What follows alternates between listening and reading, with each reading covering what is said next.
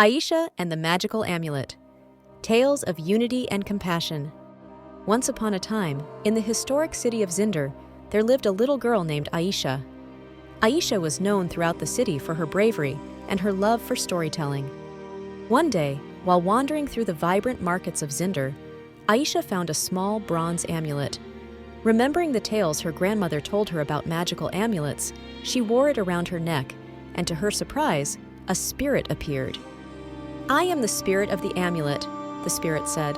"I will grant you 3 stories, each with its own magic."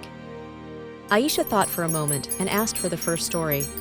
As the spirit narrated the story, everyone who heard it felt a sense of peace and their worries seemed to melt away.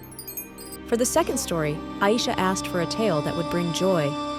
As the spirit told this story, laughter and smiles spread across the city, lifting everyone's spirits. Finally, for her third story, Aisha wished for a legend that would inspire hope. As the spirit recounted the third story, people felt a renewed sense of optimism and started helping each other more. And so, Aisha used her stories not for her own gain, but to help others, truly embodying the Nigerian spirit of unity and compassion.